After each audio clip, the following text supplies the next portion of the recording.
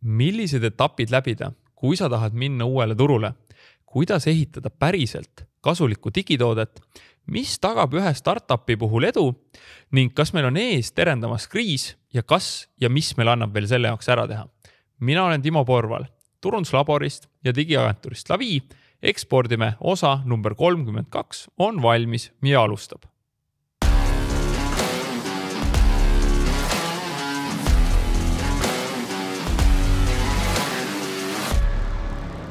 Enne veel, kui läheme saate juurde, siis tule otsi Facebookist üles grupp Ekspordime ning tule sinna liikmeks. Siis sa saad alati teada, kui uus osa ilmub. Ja kui sa kuulad täna seda podcasti, siis tea, et tegelikult on olemas YouTube'is ka videod. Otsi sealt üles Ekspordime YouTube'i kanal, vajuta subscribe ja saad samuti alati teada, kui uus osa on väljas. Läheme saate juurde. Täna on külas mees, kes rääkis startup-indusest ammu enne, kui see seksikas oli ja meil ükssarvikud hakkasid tekkima. Sel ajal polnud veel Ragnar Sassil Pipedrive'i, vaid United Cats and Dogs. Vot täpselt, vaevalt te seda mäletate. Togul alles kogus hoogu ning Bolti ehk kunagi Taxify'd polnud veel arendamaga hakatud. Minu tutvusringkonnas ei ole teist sellist inimest, kes nii paljusid erinevaid ettevõtteid seest ja väljast näinud on ning neile nõu andnud. Tegelikult mitte ainult nõu, vaid päriselt tiivad. Mulle väga meeldis ta hiljutine soovitus arendajatele ja minu meelest saab seda laiendada kõikidesse valdkondadesse. See kõlas nii. Hakka mõtlema endast kui mitte arendaja, vaid arendajast mingis ärilises või elulises valdkonnas. Ole äriliselt pädevam ja saa aru suuremast pildist. Otsi üles valdkond, mille vastu tunned huvi ja saa lisaks IT-le ka selle valdkonna spetsialistiks. Tunne oma lõppklienti ja vaata suuremat pilti. Ta ei pidanud paljuks mind 2011. aastal 3 korda mentordada ja aidata mul valgusaastatega edasi jõuda. Koos fikseerisin minna, et alla 20 euri ma enam midagi ei tee. Ja usun, et ta võib uhkust tunda, et täna müün oma päeva üle 3000 euro eest. Ta ütles, et kõik projektid, mis mul on vaja koondada ühe brändi alla. Sündis Lavi. Ja mille eest olen talle ütlemata tänulik, oli tema käsu peale Toggle kasutusele võtta, millega asusin oma aega mõõtma ja hindama, kuhu see päriselt läheb ja mida optimeerida. Teen seda siiani ning kõik, kes mu koolitustel kunagi on osalenud, teavad, et ma ei saa sellest enam kuidagi üle ega ümber, sest see paganas on arenguks nii oluline võti. Mul on suur au täna siin sinuga vestelda, Raido Pikkar. Tere tulemast podcasti Ekspordime. Meil siin olla. Väga soe sissejuhatus. Tahad sa siia... Sa oled ise väga soe inimene, aga tahad sa siia midagi täpsustada, lisada, parandada? Ma arvan, et see sissejuhatus oli äärmiselt soe ja meeldiv ja ühtepidi, kes tahab rohkem teada, läheb guugeldab, vaatab LinkedIni, mu profiil on suhteliselt kättesaadav. Viimasel ajal on ka mu turundusinimesed ja PR-inimesed mind natukene sundinud, et ma pean veits nagu nähtavam olema. Seega viimasel ajal on ka neid kirjutisi võimalik lugeda, kus ma tegelikult rohkem räägin sellest, et kes ma nagu olen ja mida ma teen. Neid ettevõtted on erinevaid, aga lõpuks nagu ettevõteteks, et lõpuks kogu aeg olen tahtnud muuta maailma paremaks ja lihtsalt ma sattusin valdkonda, kus ma teen seda tehnoloogiaga. Et lõpuks läbi mentordamise, coachimise, läbi inimeste aitamise just nimelt tehnoloogia valdkonnas ma lihtsalt teen seda, mida ma eluaeg tahtsin teha. Ja sa oled seda tõesti nagu juba ma võin öelda aastakümneid teinud. Jah, et oma esimese äriplaani kirjutasin enne kooli, kus mu eesmärk oli olla nagu jõuluvana. Reaalne nagu trükitud äriplaan, kõik värk on. Aga seda heatahtlikku joont, et teisi aidata ja toetada, seda tuletas mulle meelde minu enda esine mentor. Et kui ma töötasin tellinduses jooksupoisina, siis üks härrasmees, väga tark härrasmees nägi mus midagi, hakkas mind nagu aitama, toetama, mentordama, coachima. Ja see oli aastal 2005 äkki, 5-6. Ja kuskilt sealt maalt alates ma olen tundnud sükest nagu teatud mõttes nagu väikest nagu karmavõlga või sükest nagu soovi, et kuule, et kui teda poleks olnud, ma poleks mitte kunagi nagu 4 aastaga tõusnud jooksupoisist tegevjuhiks, olles 21-22 aastane.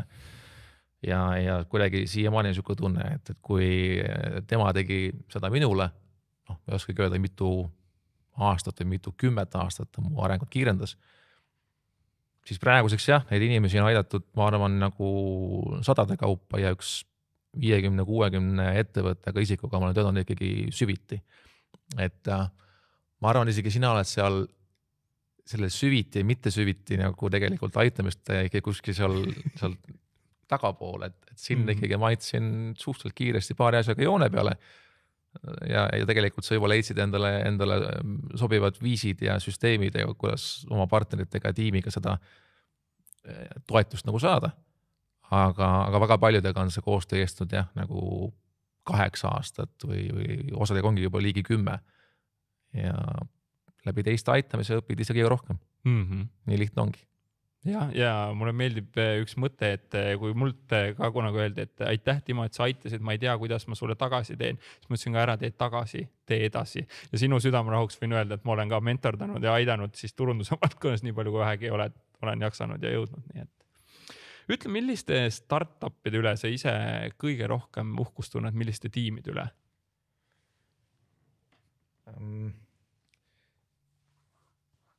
See nimekiri on hästi pikk, kellega on mul hästi läinud ja on vedanud ja kes on mulle meeldinud ja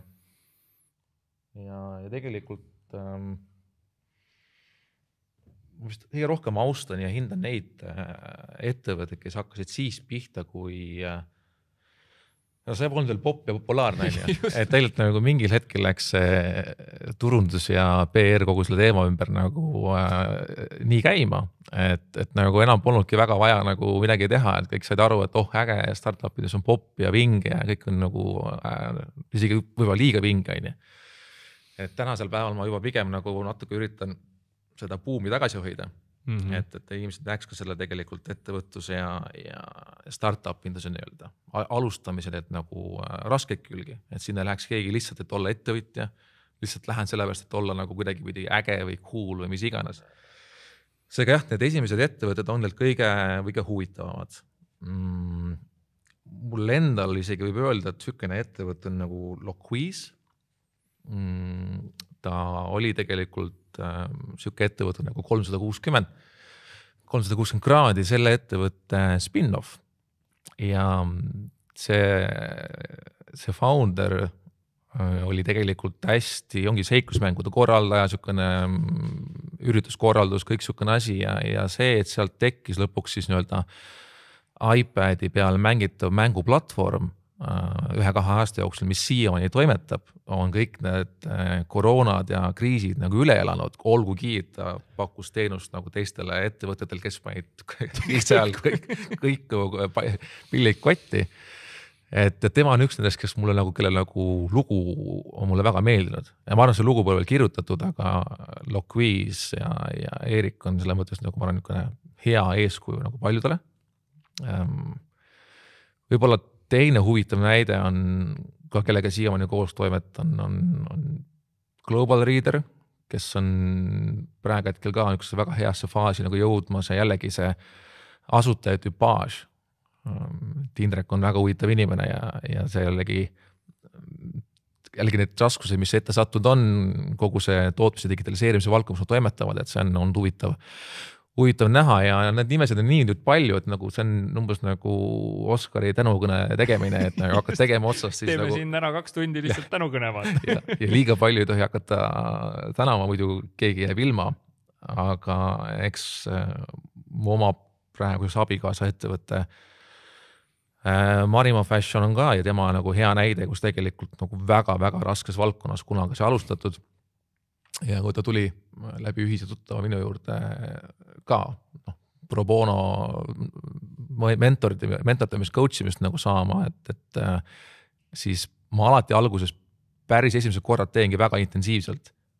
Ja esimese tunni aja jooksul ma sain ka aru, et ikkagi väga tahab seda moevärki teha, olgugi, et ma andsin mõista, et see on kõige halvem idee enam-vähem kui üldse võimalik, sest et moevaldkond eriti tollel oli kogu see kiirmood ja suured brändid ja see tempo ja see elu põletamise suhtumine seal valdkonnas, et see oli nagu tol hetkel juba näha, et see ei ole jätkusuutlik materjalide kuritarvitamine ja tööjõu kuritarvitamine ja need brändid varem või hiljem selle suure korporatsioonide surve all nad muutuvad millekski muuks, aga me saime väga hästi paika, et ta läheb tegema, mida ta tahab teha, see talle meeldib, ta kavatses teha hoopis teistsugusel viisil, kindlas mahus, väga hea kvaliteediga, alati ausalt, läbipaistvalt ja põhimõttekindlalt. Mis tõttu oli nagu hea öeldagi, et isegi kui on raske valdkond ja 5 või 10 aasta pärast nagu läheb selle ettevõttega, vahet pole kuidas, et ei saa näiteks rikkaks, on ju. Mis siis? Sa oled 10 aastat saanud tegeleda millegagi, mis sulle tegelikult nagu meeldib. Seega sa ei saa mitte ühelgi kujul nagu kaotada. Sul nagu pole mitte midagi nagu karta. Teed rahulikult ja on raskeid hetki ja tegelikult on oma abikaasa lähedalt võtta, kellele uhkust tunda. Aga jah, praegusel hetkel kogu Thorgate grupp on loomulikult, kellega lõpuks ka me ju koostööd teeme ja kõik meie investeeringud, mida meil hetkel on ligi 20 erinevate fondide all ja tiimijuhid ja spin-offi juhid ja neid on palju.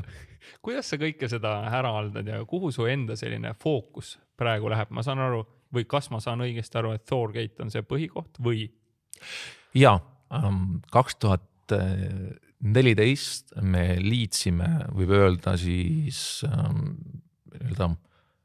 oma peamise partneriga, 2 peamise partneriga võib öelda praeguseks Ivari ja Toomasega, nagu 3 nagu enda juhtimise alla võib öelda sükse grupi alge. Varasemalt nagu ka sina, ma tegin väga paljude erinevate teemade kaudu, olin mitmel korral konsolideerinud ja ma olin just seal 2011-2012 konsolideerinud oma holding ettevõtte alla oma tegevused. Kuid jällegi ma tundsin, et 3-4 aastaga oli selle holding ettevõtte tegevuse alt vaikselt liikunud nagu tegevusi väljapoole ja tuli asju nagu juurde ja tahtsin kõiki aidata ja tuligi see piir ette, et kõiki ei jõua aidata ja mul on vaja luua süsteem, et ma saan siis kuidagi teiste inimeste abil siis tegelikult seda aitamist teha.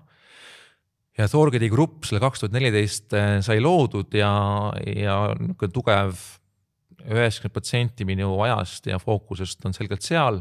Meil on kokkulepped oma partneritega, et kõiki neid ühise suunaga tegevusi teeme selle grupi alt, ehitame koos, aga loomulikult alati niisugune mõistlikus mahus heategevusi või MTÜ projekte või ad hoc projekte 10% per kuu nagu ette satub, et kas või tänane tegevus mingis mõttes, et ei ole päris igapäevane Thorgate grupi juhtimine. Ja Thorgate grupis ma olen siis üks asutajatest ja juhatuse esimees ja praeguseks on meil siis grupis 4 võib öelda erinevat suunda. Thorgate grupp väga lihtsustatult, nagu ma ütlesin ka varem, tahab muuta maailma tehnoloogiaga, aga meil selleks on siis erinevad tütarettevõtted. Thorgate Digital teeb teenusena siis digitooteid väga kõrge tasemega, tunnihinnad on kõik Põhjamaade kõrgemal tasemel. Mis see tunnihind on? Niisugune 100 eurot ja rohkem ja 150 eurot pigem ja just sellepärast, et me ei ole see ettevõte, kes ütleb sulle ühe hinna ja siis läheb 3 korda rohkem tunde.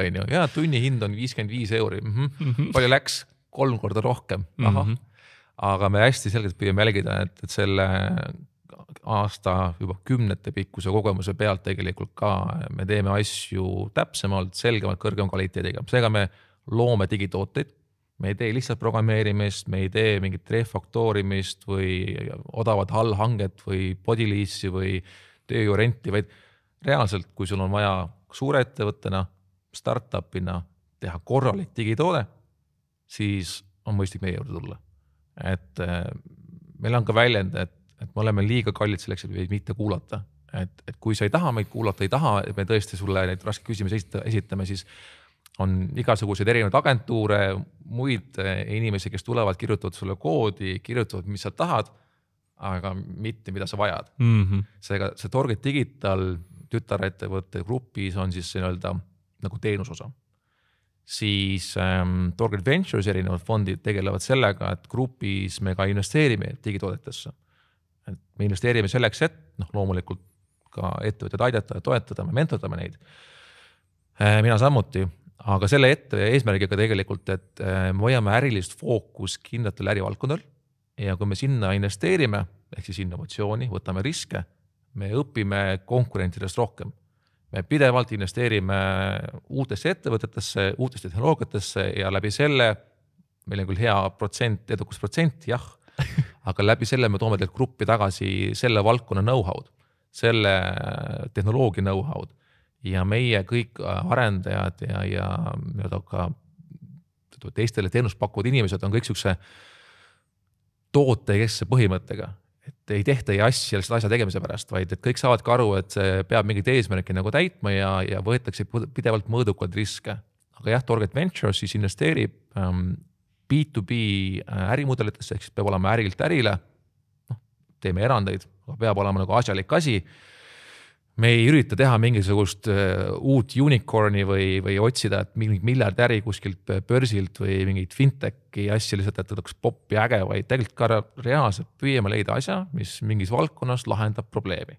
Olgu see siis mingi ehitus ettevõtete jaoks, nagu meil on Remato või Moderan, mis on siin üürituru jaoks või see sama Global Reader, mis on tehaste jaoks või Hepta, kes teeb droonide lahendust elektriliinidele, et kõik on, et sa vaatad asjale otsa, saad aru, et seal tehakse mingit rumalat mõttetut tööd, inimeste aega raisatakse ja seda saaks teha mingisugune targem lahendus, seega see investeering läheb enamasti sinna.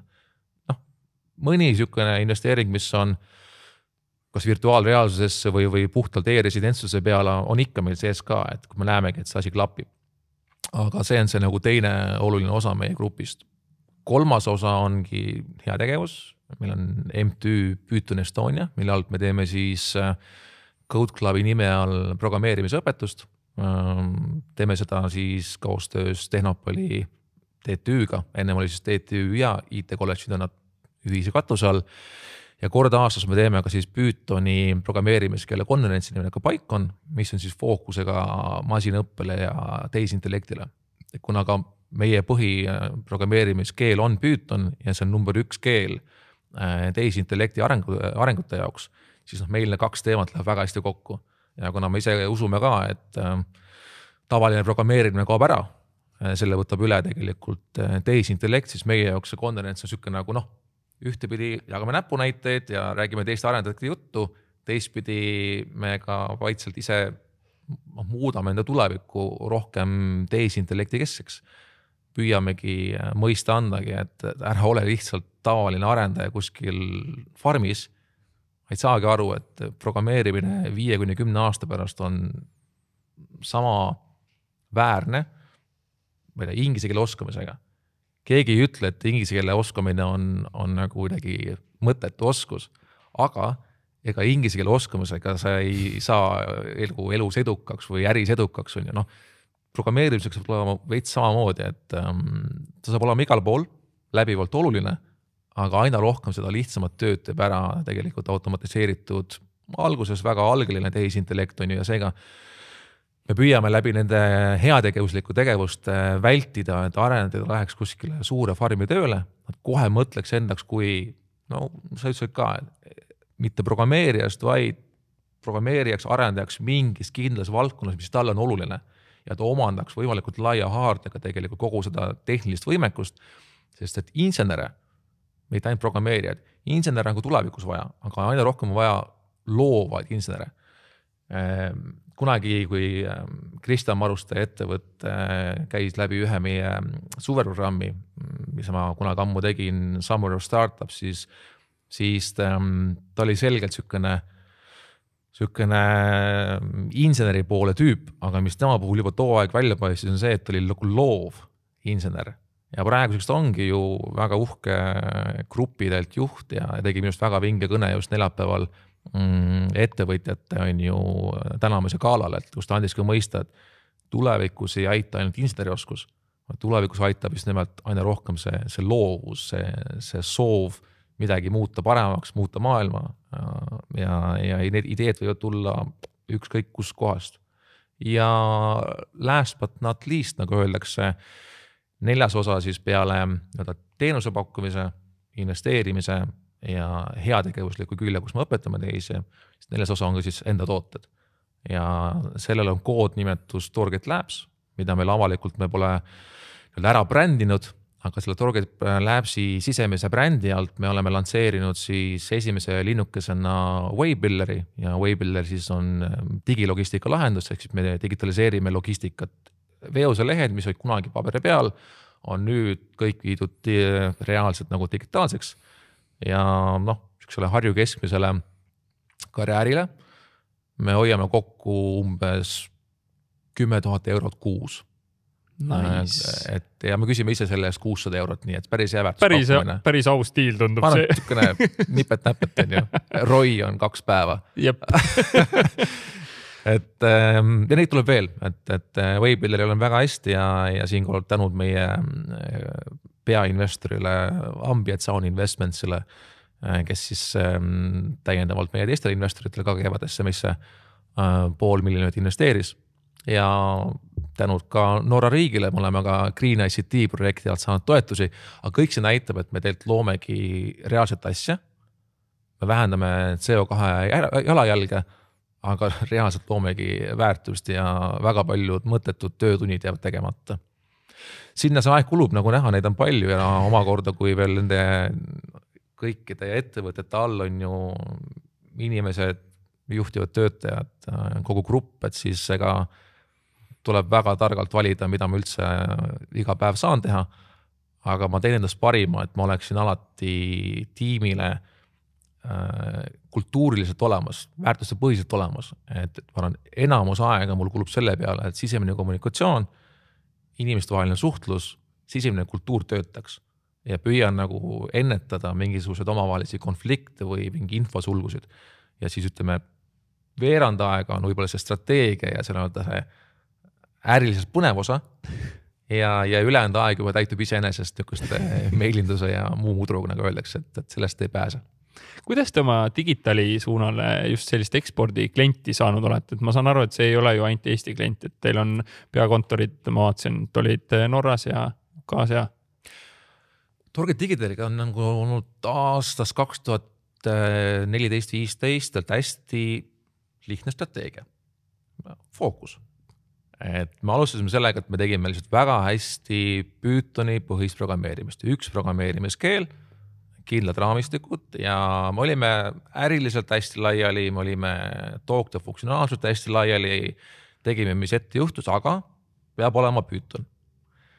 Siis 2017-18 ma hakkasin tõmbama kokku, nüüd tehnoloogia jääb samaks, fookus on paigas. Ja nüüd hakkame vaatama, et kus ärivaldkondades on meil siis tekkinud kattuvus. Ja tuligi välja, et metsandus, logistika, ütleme, targad tehased ja health tech, ehk siis tervisetehnoloogia lahendused. 4 valdkonda ja alles mingisugust 15 või 11, mis ta tol hetkel nagu oli. Nüüd 4 ärivaldkonda paigas, samamoodi tehnoloogia on paigas, ärivaldkondad on paigas ja nüüd siis umbes 2 aastat nagu tagasi me hakkasime veel täpsemaks minema. Ehk siis me oleme aina rohkem tõesti ainult nagu toodete loomisel keskendunud, kui varem ka me lubasime endale sisse seda, et ma ei tea, teeme aegalt mõne suuremale ettevõttele allhanget või kirjutame koodi paremaks, ilusamaks, siis me teeme seda väga hea hinnaga, väga hea diiliga, kui tõesti vaadatakse abi ja keegi sõbralik partner seda vajab. Loomulikult erandkinnitab reeglid. Aga laias laastus me mõtlemegi, et ma olen mingit tüüpi toodete jaoks, ehk siis ärile toodete jaoks muutunud nagu väga-väga targaks ja meil on jube palju 10 aastal kogunenud tegelikult teatud tüüpi koodi põhja kindlate ärifunktsioonide jaoks. Seega me oleme suutnud nii kaugel ka välja jõuda, et meil on nüüd tootepõhine lähenemine. Ehk siis me suudame metsanduse, logistika, tarkade tehaste ja health tech ettevõtete jaoks mingit tüüpi lahendusi teha veel paremini, veel kiiremini kui teised. Ja miks? Me saame võtta off the shelf tegelikult funktsionaalsusi. Ja see peen väljend selle kohta on metaprogrammeerimine, aga põhimõtteliselt sul tänapäeval seda tööd teevad väga targad vanemarendajad, tulevikus arvuti, mille sisu on see, et nad võtavad kogu oma 10 aasta koodibaasi, mõtlevad läbi kõik funktsionaalsused, mida kunagi on loodud ja selle asemel, et seda koodi nüüd uuesti kirjutada ja teha seda tuimetööd ja ma kirjutan koodi, siis tegelikult metaprogrammeerimise mõte on see, et sa tegelikult võtad funktsionaalsused riiulilt ja kui su fookus on nii kitsas nagu meil, siis on väga suur tõenäosus, et sul võib olla samast valdkonnast uus klient, aga pool funktsionaalsust on meil võtta juba off the shelf. Seega me olemegi tänu sellele nagu mitmeid kordi kiiremad kui konkurendid. Meist ei saa pakkuda odavamat nagu toodet mitte keegi, see ei ole võimalik lihtsalt. Ja meil on väga lihtne minna kliendi juurde, olgu see Eestis, Norras, kuskil mujal ja öeldagi, et ainuke variant, kui see meie pakkumist vastu võtta, on see, et sa usud kellegi valet. Et sa usud, et tema eelarve on õiglasem ja siis on meie halb töö. Me ei ole piisavalt usaldust sulle tekitanud, piisavalt referentsi näidanud, meie taust tundub nagu kahtlane, mis iganes. Me õpime sellest, andke teada, miks meid seekord ei valitud on ju, ja järgmine kord me läheme targemana peale. Ja väga tihti, isegi kui me pakkumise kaotame, tullakse 6 kuu pärast või 9 kuu pärast, et jah, sul oli õigus, võtsin selle teise pakkumise, ei olnud odavam, oli 3 korda kallim. Et see kogu tegelikult Torgid Digitali ekspordistrateegia on lihtsalt väga pikaajaline, kannatlik fookuse hoidmine, pidevalt kontrollid, et sa teed õiget asju loomulikult, aga püüad hoidikune 80% fookust paigas ja tekitad tegelikult läbi selle väga suure usalduse meie nii hinna, meie brändi, kogu meie meeskonna vastu. Ja üks väga oluline komponent ongi see, et sa ei karda ka kliendile öeldagi, et sa ei peaks meie juures olema. Et nagu ärge seda ehitagi, meie kõige uhkemad õppetunnid peale nagu loomulikult mega suurte rahaliste kaotuste. Meie kõige uhkemad õppetunnid on need, kui me saame mõnikord kliendile öeldagi, et tore, et teil oli 500 000 eelarve, aga me 5000 euroga vaatasime asjale otsa ja te ei peaks seda asja ehitama ise. Siin on off the shelf lahendus, see ettevõte, palun minge 495 000 eurot on alles, implementeerige selle eest, the shit out of it, andke minna. See informatsioon turul nagu levib, et me oleme mingite asjade jaoks selgelt väga-väga hea. Tahaks loota ka tõesti, et kui mitte parim juba, siis vähemalt parimate hulgas, kindlate asjade jaoks, kas kõigi saab parim nagu olla. Ja me ei karda nagu teil kliendile öeldagi ebameeldivaid asju, nagu tuua halbu uudiseid, sest et lõppude lõpuks pikas perspektiivis nad hindavad seda. See on nagu, ma ei tea, praeguseks juba 2 lapse isana kohe varsti 3. laps tulemas, et su eesmärk ei ole alati olla lapsele sõber. Eks ole. Sa pead olema nagu lapsevanem. Ja miks, sest sa oled sellest osavam, targem, mida sa teed. See on sinu vastutus. Samamoodi, kui klient tuleb sinu juurde, sa oled nagu targem, võimekam selles valdkonnas. On minu arvates nagu väga ebaeetiline tegelikult oma jõupositsiooni ära kasutada ja tegelikult, et ja me ehitame selle ja siis saadad arveid. Et väga palju meie riigiprojekti tehakse niimoodi ja väga palju suure ettevõtted saavad niimoodi lüpsta paljude meie enda konkurentide poolt, aga läbi aegade, kui tekib see maine, et me oleme eetiline ettevõte, samuti ma ise püüan käituda hästi läbipaistvalt ja ausalt, siis tegelikult küll see klient tuleb tagasi mingi muu osaga. Siis, kui tegelikult meid vaja oli ja siis ei pea läbi rääkima hinna üle, ei pea läbi rääkima, kas on seda väärt, vaid öeldakse, et hakkame pihta, esitage, mis vaja on, kõik on õige. Niimoodi selle ekspordi tegemine käib, selle ekspordi jaoks nüüd peale selle pikaajalise fookuse, plaani paika panemise, see, et sa usud sellesse, mis sa nagu teed, on loomulikult vaja teha ka kindlad spetsiifilisi tegevusi. Nüüd need kontorid, mida sa mainisid, kind of siuke nice to have asi. Et ei soovita kellelgi teha väliskontorid sellepärast, et nagu äge, ma saan öelda, et on nagu Londonis või Šveitsis on mul aadress. See aeg oli 2010, 2011, kus Eesti ettevõttena sa pidid näitama, et sul on nagu 3 linnukast veel, et mul on Šveitsis kontor ja mul on Luksemburgis ja Londonis ja New Yorgis, seda enam pole vaja.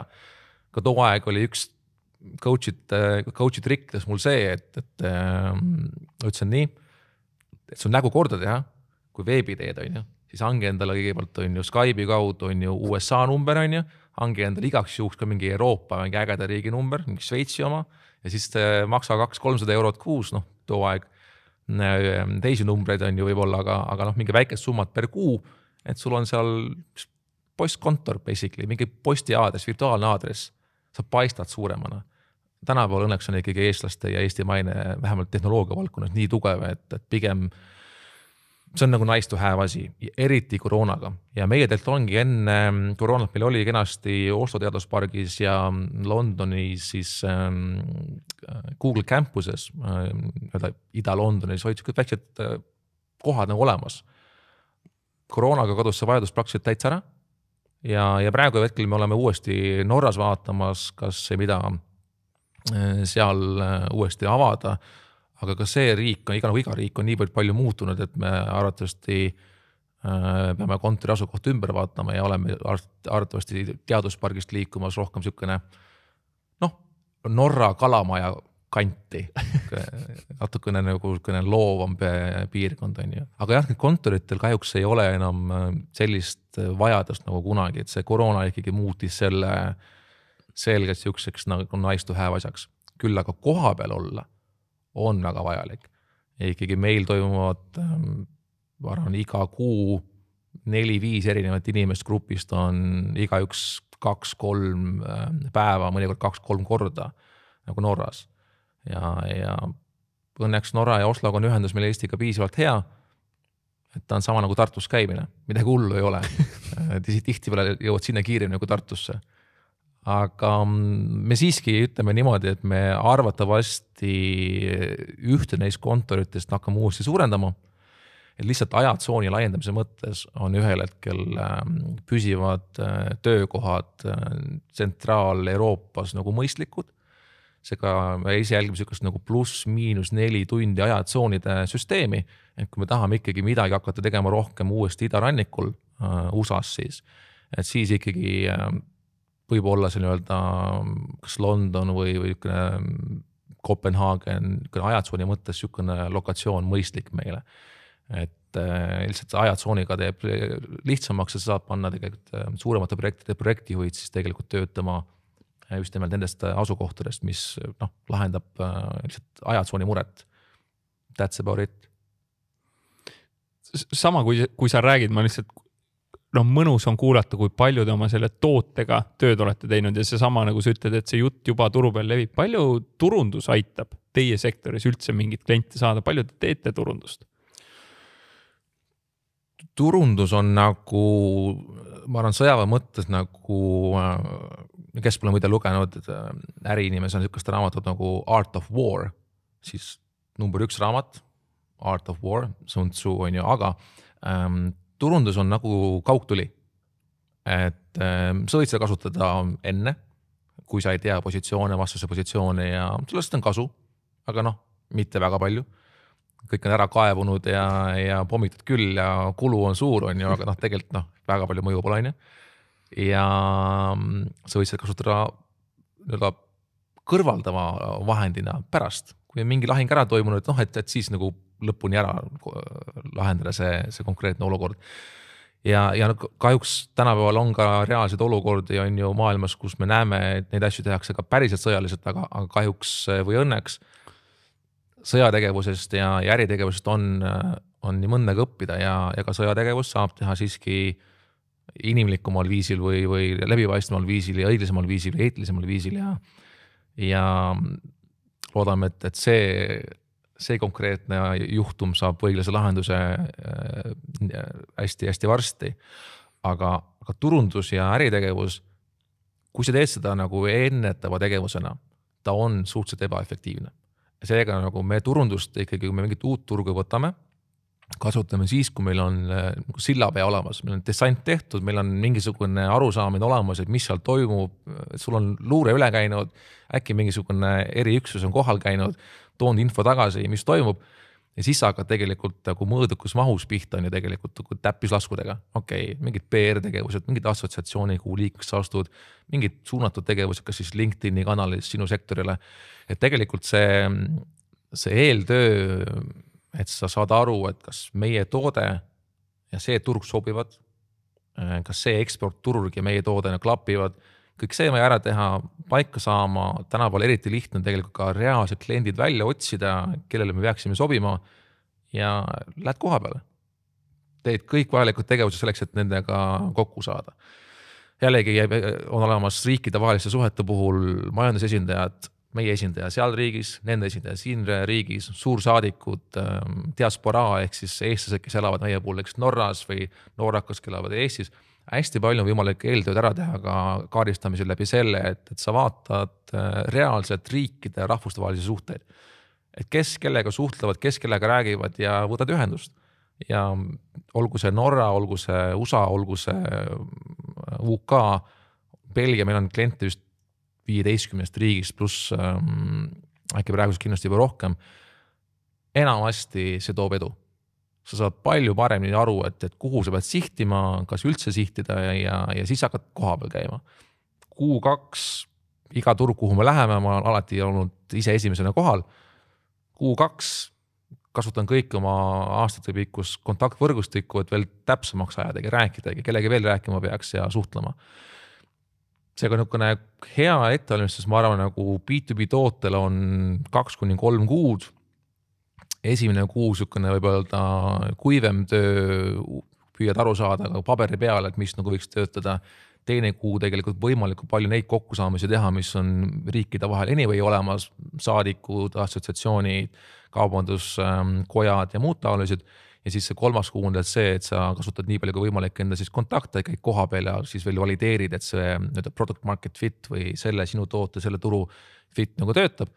Ja siis teed kõik, mis vajalik, et sellel turul esimene klient lukku saada. Maksad peale, annad asju tasuta, mida iganes. Et arvatakse, et esimesed kliendid on kuidagi pidi, et sa pead tõestama, et sa teenid sealt nagu raha. Ühtepidi vastab tõele. Jaa. Aga kui sul on juba töötav toode, su ärimudel on tõestatud, siis uue turu võtmisel on oluline kiirus. Seega sa lähed sinna selleks, et saada see klient kätte, saada see esimene klient kätte, kellest rääkida teistele. Ja üks niisugune pro-tipp, mida ma soovitan, on see, et nagu on ingliskeelne väljend sense of urgency või see fear of missing out. Kui sa lähed uuele turule, see eeltöö on tehtud, 3 kuud on möödas.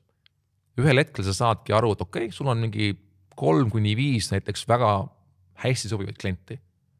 Aga teegi nendele kõigile pakkumine, et nii, mul on need laual 5 klienti, ma teie kõigega suhtlen. Ühele teist, kes esimesed reageerib, ma saan anda eluks ajaks toote tasuta 85% hinnast, mis iganes, mingisugune pakkumine, mida on nagu Oleks rumalus öelda. See vana hea väljend on ju, et an offer you can't refuse on ju. Pakkumine just nagu rumal nagu keeldada. Ja sa tekitad selle fear of missing out'i sellega, et ta teab, et tema 4 põhilist konkurenti on saanud sama pakkumise. Seega nagu, kui sina seda vastu ei võta, siis sa tead, et sa just andsid konkurentsi eelise. Et niisugune ühtepidi võidad nagu väljapressimistaktika, aga senikoha, kui see toode tegelikult ka loob väärtust. Tegelikult ka su toode on, su teenus on nagu asjalik, siis tegelikult sa andsid just ühele kliendile 4 korda odavamalt toote ja sorry, tema tegi äriliselt mõõduka riskiga otsuse, see on tema auhind. Meie saame oma võidu kätte, me saame turule sisse ja siis tuleb turundusmängu. Esimesed piloodid, esimesed kliendid, neid tuleb turundada nii, et ikka tuleb turundada. Hakkad pihta on ju loomulikult selle konkreetse kliendi peal uuesti sellel turul, isegi vaadates kohalikus keeles, kordad üle kõik oma toote põhifunktsionaalsused, põhivõidud, rahaliselt, numbriliselt. Et tegelikult sa igal uuel turul lihtsalt selle esimese piloodiga hakkad kordama oma turunduse playbooki. Klient on olemas, mul on nimi, mul on nägu, mul on tegevjuht, mul on toode ja nüüd ma räägin sama juttu selle kliendi, selle nime, selle tegevjuhi toote valguses. Ja edasi juba ongi nagu turundusmeeskonna ju oskus see, et validagi, et mis siis sellel turul on täpsemalt need kanalid, kuhu seda suunata, mis tüüpi meediat kasutada, rohkem digikanaleid, offline kanaleid, et see juba on niisugune tehniline töö. Aga sellel hetkel on see koht, kus tegelikult tuleb sellest ühest piloodist, milles sa maksid tegelikult ju parajalt, kui sa seal tasuta andsid, pigistada tegelikult kogu see kasu välja. Ja mõlemale win-win. Klient on õnnelik, ma olen klubis, ma olen eluaeg tasuta klubis, ma olen eliit, ma olen äge, must räägitakse ja läbi selle ta saab veel ju täiendava konkurentsi eelise, kui innovaatori eelis kohalikul turul, et kui see on digitoode näiteks. Ja lõpuks sa teed tälegi, muudad maailma paremaks ja seda ei pea tegema niimoodi, et ma lähen turundan kellegile toote ära ja siis ma olen õnnelik, vaid tegelikult sa reaalselt otsid kohad, kus sa lood väärtust ja kui sa lood väärtust, siis sa paned selle kohalikku konteksti ja seda kohalikku konteksti siis kasutad ära õiges kanalis, rääkides kohalike inimeste keelt. Lihtne. Kas sa sellele ettevõttele, kelle sa sellise pakkumise teed, ütled ka, et tema nägu igale poole läheb ja uurid, et kas see on talle ka okei, või see on see, et kõik võtavad selle kahel käel vastu, siis see on justkui neile tasuta turundus. Kuidas teil kogemus on? Üldiselt nagu mingitel hetkedel varasemas minevikus on olnud see teema ja sellel on konks küljes. Ja see deal, aga. Ja tavaliselt on ka tüüplepingutes meil igal pool sees kirjas ka, et sellega annad loa, et me võime siin kokkuleppel loomulikult seda teksti üle vaadata. Me saame siin turundada, aga loomulikult me ei turunda sellisel viisil, et me seda sõnumit kokku ei lepi. Seega me lepime kokku põhimõtteliselt, et näed, me saame sind kasutada, on sul midagi varjata, seda me ei räägi teistele, aga põhimõtteliselt, kui sa oled meie klient, me peame olema olukorras, me saame teistele öelda, et sa oled meie klient. Ja mis mahus ongi hästi spetsiifiline.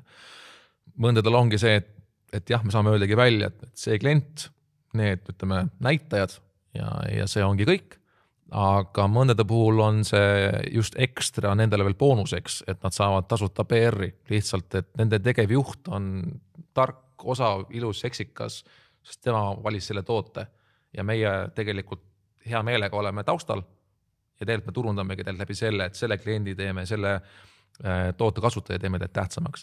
Ja nii ongi õiglane, kui me ise usume, et meie toode on nagu hea ja väärtuslik, siis ta tegigi targa otsuse, et nagu halloo, pärisvärk. Palun, et nagu räägige teistele, et nagu teistel on natukene rumalad, natuke aeglased, et miks nad juba ei kasuta. Ja see on mõnikord konkurentide vahel selliseks nagu vedavaks jõuks ka, et sa tõmbad selle turu niimoodi käima, et sul mõni 3 early adopterid annavadki läbi lillede mõiste teistele konkurentidele turule, et noh, te olete suhteliselt rumalad, kui te juba ei kasuta Waybuilderit näiteks. Noh, see on nagu olukord, kuhu ma arvan, me oleme ka jõudmas Eestis, kus tegelikult küpsel turul kõik mõistavad, et see on tark lüke. Pakkumine on hea, deal on hea ja see ebamugavus ka, kui see ei ole nagu nii innovaatiline ettevõte, kui ikkagi 20% turus kasutab, mingil hetkel see ongi see, et sa saad aru, et tegelikult mulle uued asjad ei meeldi, ei tahaks, muutus on ilgelt nõme, aga noh, sa saad juba aru ka, et natukene jääd nagu lolli seisu, kui sa nagu seda ära ei tee, et sa leiad selle oma kiires äritegevuses, et selle ebamugavuse perioodi, et sa teed muutus ära. Sest ega ma ei mõista kedagi hukka, et iga tegevjuht, ettevõtte asutaja teab, et muutuste juhtimine on alati väljakutse. Iga muutus, isegi kui ta on väga hea muutus, tundub su meeskonnal alati nagu, et see on halb. Ja kui ta on veel suurem muutus, siis on eriti halb. Ja see, et sa numbriliselt tõesti, et see on hea mõte, sisuliselt tõesti on hea mõte, kõik usuvad, see on hea mõte, ikka on kõigil ebamugav. Ja see on sellepärast, nagu ma mõistan väga hästi ka, kus paljud ootavad hästi rahulikult, et see informatsioon on nii levinud selle toote kohta, et meeskond juba ise küsib su käest. Et kuule, et kõik kasutavad, et miks me juba ei kasuta ja siis on nagu juhina hästi lihtne öeldagi, et teeme siis ära, hea mõte. Et tegelikult sa tahad algusest saati saada sinna pulti esimesed 2-3 klienti, kes seda juttu just hakkavad juba varem rääkima. Ja siis see võimendub kiiremini. Enne kui me lähme järgmise küsimuse juurde, siis kui sul on vaja korralikku veebilehte, mis aitab sulle rohkem kliente saada ja rohkem päringuid saada, siis tule vaata Lavi lehte, lavi.ee, lõpus 2i.ee ja vaata, kuidas me sind aidata saame. Samuti näed seal, milliseid töid me juba oleme teinud ning kliente, keda juba aidanud. Ja samuti, kui sul on usaldus juba praegu olemas, siis võid julgelt helistada mu kolleeg Henri Palmarile 5127-838. Nüüd aga võtame ette järgmise küsimuse ja naaseme podcasti juurde. Kui sa lähed sinna siis uuele turule koha peale ise, see on see 3. kuu näiteks, mis sa seal kohtumistel räägid või mis nõuandeid sa annaksid kuulajatele, mida kindlasti teha, mida mitte teha? Kuula. Nii nagu sinu roll täna on enamuses kuulata loodetavasti, võib-olla ka mitte, eks see näeb on ju, aga 70% kuula. Püüa küsida suunavad küsimusi, meeldivad küsimusi, et saada tegelikult informatsiooni. Sul on luure. Su eesmärk on tegelikult nagu kontrollida eelnevad, kui sul õhtid eeltöö ära, sul on räägitud nüüd seal teisel kuul näiteks on ju asjaosaliste poolt, kes natuke nagu turgu teavad mingit infot, siis valideeri seda eelnevat infot. Kõik seda research'i, turu suurused, kas nagu see reaalselt koha peal jutt sulle ja see, mis on varem paberi peal ja mida on räägitud nagu sekundaarsed inimesed, kas see klapib. Et see, et sulle räägib majandusesindaja midagi on ju selles riigis, selle sinu sektori kohta, ikka nemad ei tea su sektorit ikkagi lõpuni välja. Nad tahavad ikkagi nagu, et noh, ma tean paari venda, ma teen paar kõne on ju, seega sa pead nagu ajama asja detailseks ja lõpuks sa otsid seda esimest klienti. Iga vestlus peaks lõppema sellega, et sa tegelikult püüad aru saada, et nagu okei, kui kõik see eelnev vastas tõele, turuinformatsioon tundub klakib, meie toode peaks siis sobima, see tüüp on hästi valitud intervjuu partner, järelikult lõpus, kui ta usub meie juttu, kõik klapib, küsida soovitusi. Okei, kes on see number 1, top 3 klienti, kelle juurde minna. Et sa ära mine sinna intervjuule ootama või eeldama, et kohe sulle neid pakub. Uuri, kuula, küsi, paku abi, mis ise teha saad ja püüa ära tulla sellega, et on reaalsed soovitused, et olgu need siis 1, 3, 5 või nagu vana hea müügitaktika on ju, et kui tema ei tea on ühtegi klienti, siis ütled, aga äkki sa tahad kedagi soovitada, kellega rääkida, kes saaks mulle need 3 klienti anda. No see on niisugune kuldne müügi, niisugune ABC, on ju, kes teavad, need teavad. Et sellepärast see on hästi-hästi oluline, et sa nagu ei kaota seda sihikut silme eest, et eesmärk on piloot saada. Kogu värk. Päris paljud, ma usun, ettevõtted täna mõtlevad oma selle toodete ja teenuste digitaliseerimisele enne, kui sellist projekti alustada, kuna te olete neid nii palju näinud. Millele tuleks mõelda ja millega arvestada, nii et see kõik rukki ei läheks? Sükene uuring on tehtud Californias, mille nimi on Startup Report või Startup Genome, siis startupi raport. Ja nad teevad seda iga mõne aasta tagant uuesti ja seal on tavaliselt niisugune valim 600 kuni 1000 nagu erinevad tehnoloogia ettevõtted, enamus startupi. Ja nendel on statistikas kirjas, et kõik digitoodete projektid lähevad 2-3 korda üle eelarve ja või raha, aja, et aeg ja raha. Ja eks see nii ongi, aga enamasti kui sa oled hea nagu tooteettevõte, siis sa ei lase sellel kliendil oma eelarve käiku lasta. Number 1 asi, mida nagu teha, on see, kui sa oled piisavalt tark nagu tellija või osav tellija, siis me aitame enda ettevõttes sellega, aga kui tullakse sulle, et meil on 250 000, 500 000 miljon eelarve, siis me ütleme, et tore, aga nüüd 30 000, lepime kogu 30 000 või 50 000 tänapäeval tänu inflatsioonile, 50 000, miljon, väga tore, 50 000, that's it, 4 nädalat, mis on kõige tähtsam? No kõige tähtsam ja sa sunnid tegelikult selle suure rahaka kliendi tegelikult mõtlemagi neid ebamugavaid tootemõtteid, et mis tegelikult on oluline. Et tegelikult selle kõikide eelarvete puhul, kes siis kasutavad niisugust järjestikust arendamise meetrit nagu waterfall või kes teevad siis nagu sprintidena pidevalt muudavad, ajavad alguses selle plaani nagu mega suureks. Aga see on nagu elevanti söömine, nagu see jakk elevanti isegi ei ürita seda mõtet nagu pähe võtta, hakkan seda elevanti korraga sööma, vaid sa teed selle elevanti mõnusalt tükkideks ja teed nii lihtsaks kuni sinnamani välja, et sa saad selle esimese ampsu võtta, see töötab. Seega nagu number 1 asi kõikide IT-projektide puhul on see, et fookus ja see minimaalne vajalik toode kokku leppida ja eriti just suurte klientide puhul, kus sul on kiusatus ettevõtjana, ise nagu profina, et võtame siis selle 500 000 vastu, on ju.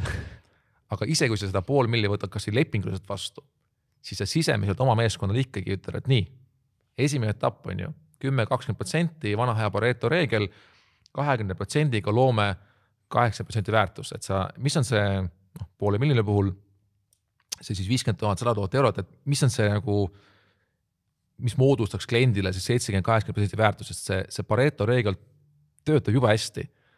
Ja nii kaua mõtledki ja ei kirjutagi ridagi koodi, kui sul tegelikult on see asi paigas äriliselt, kliendiga valideeritud, kliendi kasutajaga veel ideaalis disaini üle vaadatud ja kui ikkagi läheb nii, nagu me alati üritame, me ei kirjutagi ridagi koodi ennem, kui on disain ka valideeritud.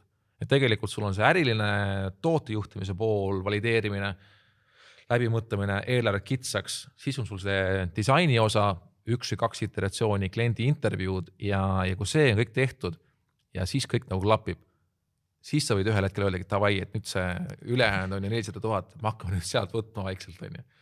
Et niimoodi on tagatud see, et igal juhul sa juba edukas.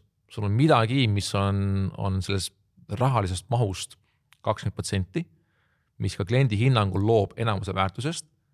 Igal juhul on juba 4- tüüpi lahendus olemas. Midagi saab kasutama hakata. Versus see, mida tehakse nagu meil tihtipeale IT-projektoris, et jah, oli tähtaeg. Ei saanud valmis. Andke aasta aega juurde. Mitte ükski asi ei tööta. Kõik, mingi asi ei tööta. Meil on backend on valmis, platvorm taustal nagu tegelikult nagu hästi võimas, hästi süsteemne, hästi äge on. Aga lihtsalt nagu teie ei näe mitte midagi. Et see on see nagu tüüpiline asi, mis nagu, see on umbes nagu, kui sa ehitad nagu maja ja siis selle asemel, et üritada nii kaugele välja jõuda, et esimesel võimalusel on ju panna katus peale, siis enne katuse panekut pannakse kips ära ja elektritööd tehakse ära ja kõik värgid on ju, kõik töötab on ju, aga nüüd on jama olukord, et talv tuleb on ju, katust ei ole ja kui te nüüd seda lisaeelarvet meil ei anna on ju, siis me katust peale ei saa ja siis kogu üle praisku. Ja nii lähebki, öeldaksegi, et nüüd on vaja uut eelarvet, miks, sest tehnoloogia on iganenud, et 2 aastat on möödas, kõik apid uuesti, kõik idestused uuesti on ju.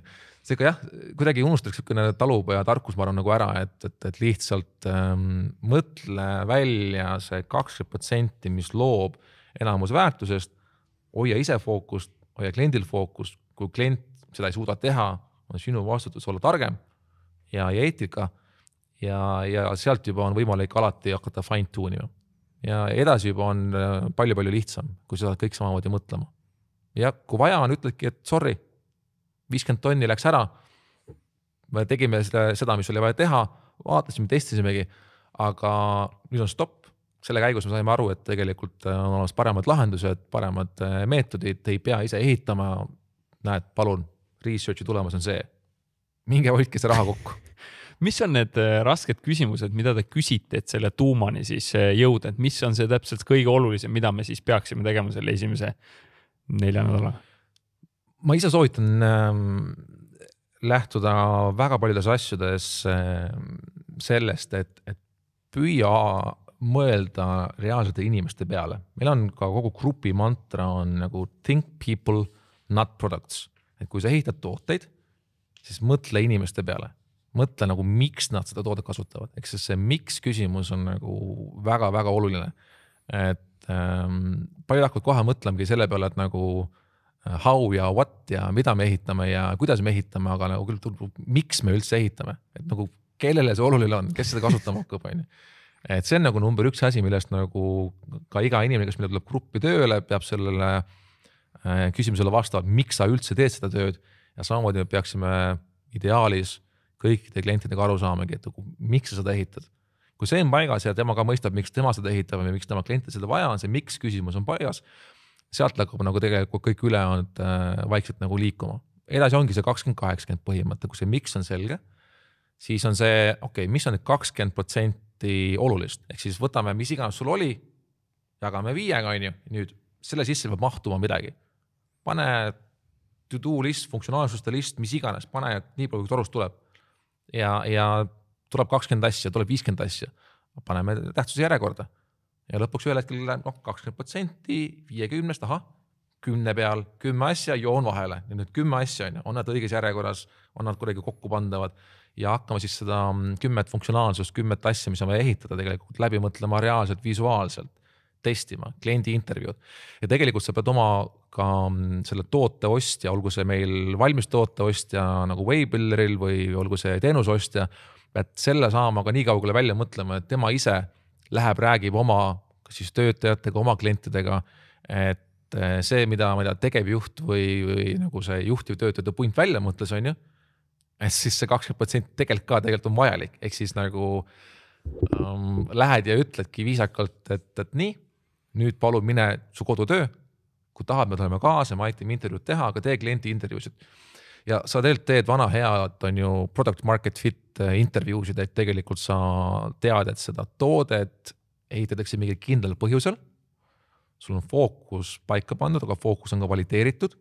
Ja kui see fookus on valideeritud sellele 20%-le, siis lõpuks hakkad seda kogu protsessi ka tegelikult reaalselt nagu vedama ja see viimane 3. aspekt on see, et olgu see ükskõik, mis on klient peab aru saama, et sa ei saa head tulemust, kui sind pole kohal. Vahet pole, kui sa tahab midagi juurutada, tahab midagi kasutama hakata, see nõuab sult otsustajalt, tegevjuhilt, juhtivtöötajatelt aega.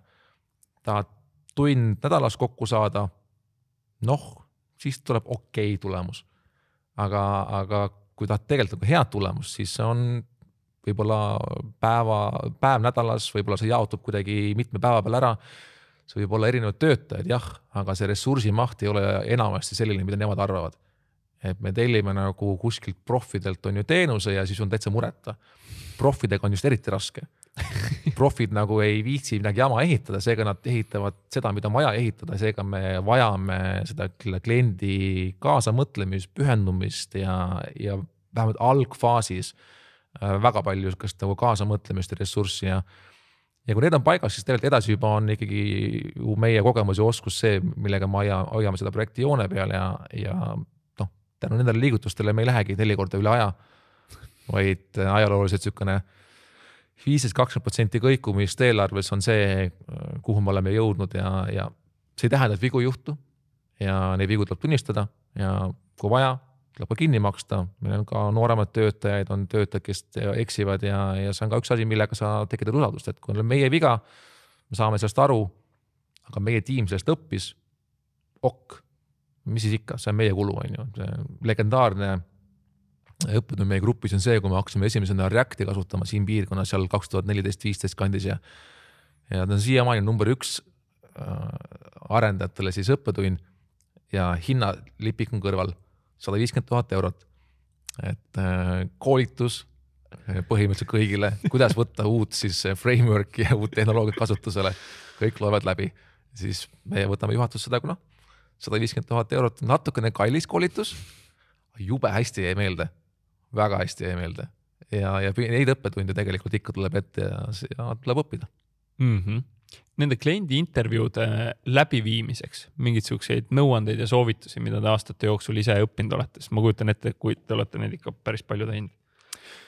Seal kindlasti juba on grupis on Torgit Digitali juhtivtöötajatel ja ekspertidel seal parem oskus teha kui mul, et aga nagu loomulikult ega nende intervjuude puhul sa pead nagu iga intervjuu puhul, ma arvan, sa ise või olla parem nõuandja kui mina on ja tegema eeltööd, aru saama, kellega sa räägid ja tegelikult seda protsessi juhtima nii nagu ka nende klientide intervjuudele, mis ma välisturuudel nagu rääkisin, et enamus aega sa pigem kuulad, saad informatsiooni ja kui ta ongi juba reaalselt see nagu toote, siis product market fit interview, eks sul midagi nagu näidata, siis lihtsalt jah, see trikk on see, et ühel hetkel ongi reaalselt mingisugune kas või slide või esitlus sellel kliendil olemas, et hakkab nagu visuaalselt aru saama, et see toode hakkab välja nägema selline.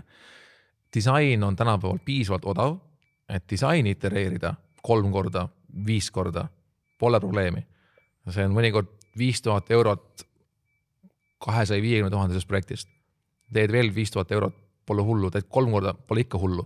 Seega tegelikult peale esimesi nagu neid assumptioneid, kui endal on paigas ja hakkate disaini tegema, siis ikkagi lõpptarbijate puhul on hästi oluline ka, et wireframe või disain, sa näitad, klikid läbi, kuni sinnamaani välja, et kui sa pead 10 pilti slaidid tekkina üksteise järgi, sa ei pea mingit isegi hullu peent application'it kasutama, et mis siis teeb selle disaini klikitavaks, vaid lihtsalt näitad talle, näed, see on esitlus, vajuta, näed, klikk ja kui PowerPointi tunneb, kui sa vajutad klikk, siis slaid vahetub.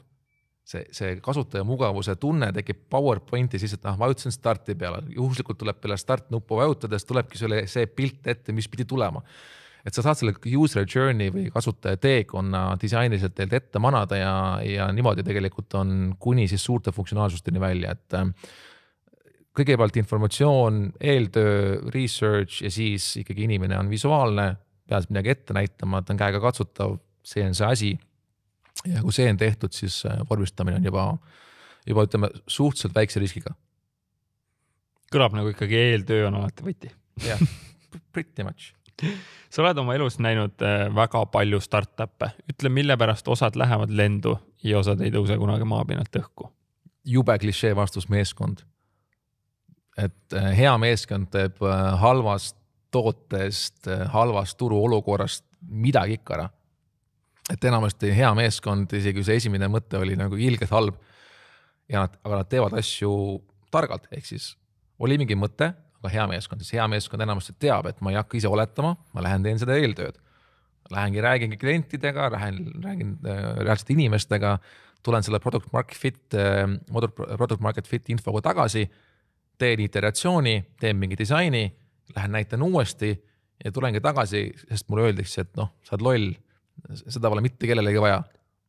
Sobib, tark meeskond saab aru, et aga nendel 10 intervjuul oli võib-olla mingi muu funktsionaalsus, mingi asi, mingi trend, mingisugune asi, mis sealt tuli välja, aga see on vajalik. Teed suunamuutuse ja teed siis sellele asjale prototüübi. Et tegelikult nagu hea meeskond, ma arvan, keskendub sellele, et ta tahab reaalselt mingit probleemi lahendada, tal on jällegi see miks küsimus endale ära vastatud, ma tahan seda asja lahendada sellele kliendile, sest et mulle on see oluline probleem ja siis sa seda probleemi lähed lahendama ja sa seda probleemi nii-öelda sihikud oled valmis ka muutma. Et jah, see number 1 asi on ikkagi meeskond ja just nimelt see meeskond, kes on omavahel läbi vaielnud, miks nad seda teevad.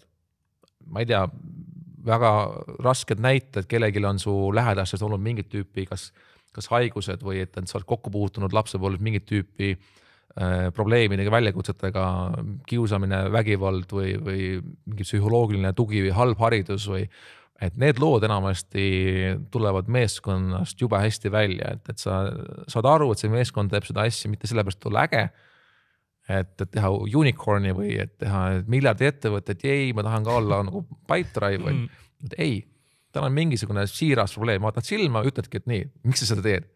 Ja nii kaua küsidki, kui sul tuleb mingi mõistlik vastus.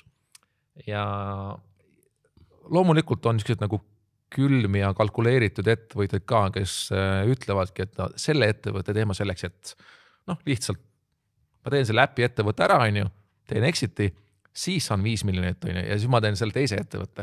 See on ka okei.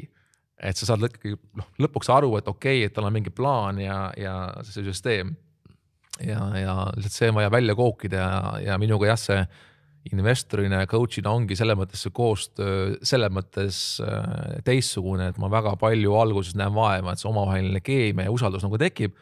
Ma saan tegelikult nagu aru, et miks sa seda teed, kuni mingi lapsepõlve traumadeni, muredeni välja, et ma nagu mõistan inimest. Ja seega nagu see 1-2 esimest inimest meeskonnas on isiklik mingisugune mure või vaev on nagu number 1 indikaator. Number 2 on loomulikult nagu see turu olukord või võimalus turul, et praegu ka on küll kriis hakkamas, aga kriis on üks parimaid aegu, nagu teatakse, et investeeri siis, kui on veri tänavatel on ju ja tekib võimalusi. Seega mingi trendi, on küll demograafiline mingisugune trend või mingi sõjaline olukord meil maailmas nagu hetkel nagu on või ta mingi infrastruktuuri suurem muutus, tuleb üldse mingi uus tehnoloogia. Ma arvan, järgmise 5 aasta jooksul saab masinõpe ja tehisintellekt olema see, mis nagu täielikult muudab asju, mida me vajame. Ja suure tõenäosusega 10, 15, 20 aasta pärast on kõik loovad tegevused, kõik inimeste poolt tehtud tooted, kui seda tegi reaalselt inimene, 10 korda kallima hinnaga. Kuna robotid teevad kõik töö ära, tehisintellekt teeb kõik töö ära ja sa hindad seda, et ma nüüd tean, et see tass on reaalselt nagu Anne-Marii poolt tehtud Tartus ühes väikses majas on ju ja maksan selle eest mitte 1 euro, maksan 100 eurot. Miks? Sest see on inimese poolt tehtud nagu for real. Et selle mõttes see 3 on nagu keerulisem, aga see teine, see trend või see turu olukord mõistma, et missuguse laine peal sa sõidad, et see on nagu teine asi. Ja ma arvan, see 3 ikkagi on niisugune valu talumine, kannatlikkus. Kui sa teed seda mingi kindla põhjusega, pole see raske.